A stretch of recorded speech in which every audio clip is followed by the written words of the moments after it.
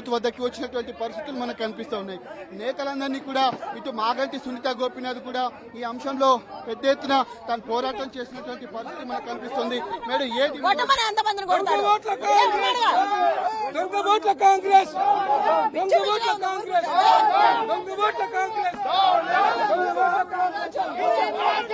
ఏం డిమాండ్ చేస్తున్నారు? ఓట్లు దొరికాయి, దొంగ ఓట్లు దొరికాయి, ఏంటి దొరికాయి? దొంగ ఓట్లు దొరికాయి, పట్టుకుంటే అక్కడ లోపల ఎవ్వరు కూడా మాట్లాడలా, సమాధానం చెప్పట్లేదు. ఇది వారు చెప్తున్నటువంటి పరిస్థితి కనిపిస్తుంది. ముఖ్యంగా దొంగ ఓట్లు ఏవైతే ఉన్నాయో ఓటర్ ఐడి కార్డులు కూడా ఇది కనిపిస్తా ఉన్నాయి. ఈ ఓటర్ ఐడి కార్డులు ఆ ముందు నుంచి కూడా పెద్ద ఎత్తున దొంగ ఓట్లను తీసుకొని వచ్చి వేస్తున్నటువంటి పరిస్థితి మనకు కనిపిస్తుంది. వీటన్నిటికీ కూడా ఖచ్చితంగా చాలా మంది కూడా కనిపిస్తున్నటువంటి చనిపోయిన గ్రాండ్ పేరెంట్స్ ఓట్స్ కూడా పడుతున్నాయి. ఎలా పడుతున్నాయి? మాకు తెలిసిన వాళ్ళ గ్రాండ్ పేరెంట్స్ చనిపోయారు, వాళ్ళ ఓట్స్ క్యాస్ట్ చేశారు. ఎవరు క్యాస్ట్ చేశారు? మేడం చాలా మంది కూడా ఉదయం నుంచి మీ మమ్మీ పోరాడుతూనే ఉంది, దొంగ ఓట్లు వేస్తున్నారని చెప్పినా గానీ ఎలక్షన్ కమిషన్ పట్టించుకోవాలి. అదే ఎందుకు యాక్షన్ తీసుకోవట్లేదు? రూలింగ్ పార్టీ వాళ్ళు ఎందుకు అలా ఉన్నారు? మా మీద ఎందుకు ఇలా చేస్తున్నారు? మేము ఇన్ని మంత్స్ కష్టపడింది మా అమ్మ కోసం, నాన్న కోసమే కదా.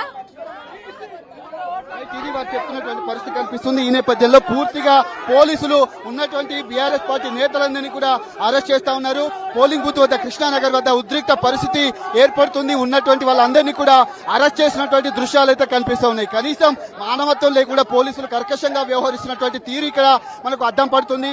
ఉదయం నుంచి కాంగ్రెస్ పార్టీ గూండాలు కావచ్చు, కాంగ్రెస్ పార్టీ కార్యకర్తలు ఎవరిని కూడా కట్టడి చేయలేదు. కానీ పార్టీ అభ్యర్థి కావచ్చు, పార్టీ నేతలంతా కూడా కనిపిస్తున్నారు. పట్టించుకోవట్లేదు. పెట్టేశారు, ఆల్రెడీ పెట్టేశారు. బాగా సతాయిస్తున్నారంటే ఒక మహిళ మీద ఎంత కసి ఇదా పగా పెట్టుకుంటారా? అంటే ప్రజాస్వామ్యంలో మేము ఉండొద్దా? మేము చేసుకోవద్దా? మీరే మనుషులా? మేడం ఇప్పటి వరకు కూడా మీరు బయటకు వచ్చి ఎంత గట్టిగా మాట్లాడింది లేదు. నాకు అంత బాధ వస్తుంది. మా భర్త చనిపోయిన బాధలో ఉంటే కూడా ఏ రోజు కూడా కల్పించుకోవాలా మాట్లాడాల. కానీ ఇవాళ కార్యకర్తల్ని పడేసి కొట్టి టేబుల్స్ పడేసి రౌడీయిజం చేస్తున్నారు.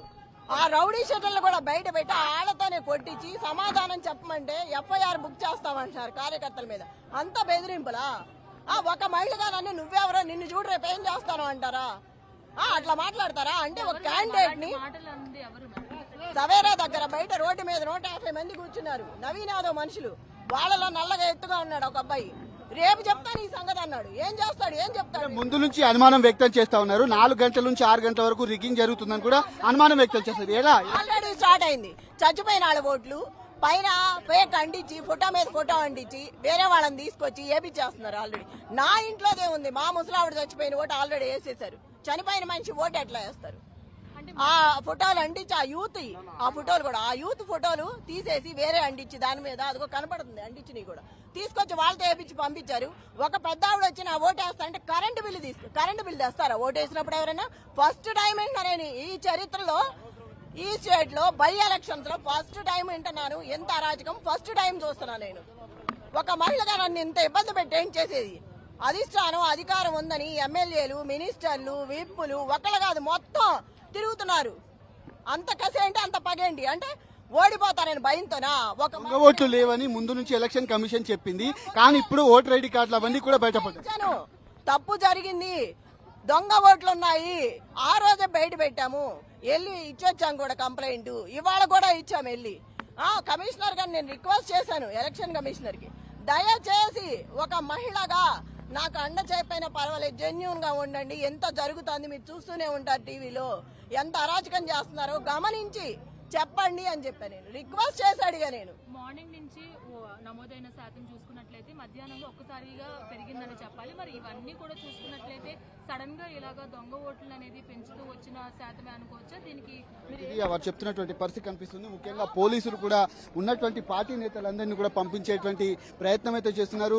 నిరసనకు బైఠాయించినటువంటి వాళ్ళందరినీ కూడా అక్రమంగా అరెస్ట్ చేసి పోలీస్ స్టేషన్ కి అయితే తరలించినటువంటి పరిస్థితి. పోలింగ్ బూత్ వద్దనే పరిస్థితి ఈ విధంగా ఉంటే ఉన్నటువంటి వాళ్ళందరి పరిస్థితి ఏ విధంగా ఉంటుంది. ఉదయం నుంచి వాళ్ళని కట్టడి చేయడంలో విఫలమైనటువంటి పోలీసు యంత్రాంగం అంతా కూడా ప్రస్తుతం వాళ్లకు తొత్తులుగా మారారంటూ కూడా బీఆర్ఎస్ పార్టీ నేతలు కావచ్చు, ఇటు బీఆర్ఎస్ పార్టీ అభ్యర్థి మాగంటి సునీత గోపీనాథ్ కూడా ఆరోపిస్తున్నటువంటి పరిస్థితులు కనిపిస్తున్నాయి. కనీసం మానవత్వం లేకుండా ప్రవర్తిస్తున్నారు. దొంగ ఓట్లు ఉదయం నుంచి కూడా పెద్ద ఎత్తున పడతా ఉన్నాయి. సాయంత్రం నుంచి కూడా దొంగ ఓట్లు పడతాయని కూడా చెప్పినప్పటికీ కూడా కనీసం ఆ ఓట్లను కట్టడి చేయడంలో ఎలక్షన్ కమిషన్ విఫలమైంది. ఆ ఓట్లన్నీ కూడా పెద్ద ఎత్తున బయటపడ్డాయి. కాబట్టి ప్రస్తుతం ఆ ఓట్ల శాతానికి సంబంధించి మధ్యాహ్నం నుంచి పెద్ద మొత్తంలో ఓట్లు పడుతున్నాయని కూడా ఆరోపించారు. 4 గంటల నుంచి 6 గంటల మధ్యలో ఎక్కువ హడావిడి ఉండదు. ఖచ్చితంగా వాళ్ళను పక్కనే ఉన్నటువంటి ఫంక్షన్ హాల్ నుంచి కావచ్చు, హోటల్స్ నుంచి తీసుకొని వచ్చి అటు ఎల్బీ నగర్ కావచ్చు, అంతేకాకుండా ఉన్నటువంటి ఖైరతాబాద్ నుంచి పెద్ద ఎత్తున ఓటర్లను తరలించారని కూడా చెప్తున్నారు. ఎందుకంటే ఎన్నికల కోడ్ మొదలైనప్పటి నుంచి కూడా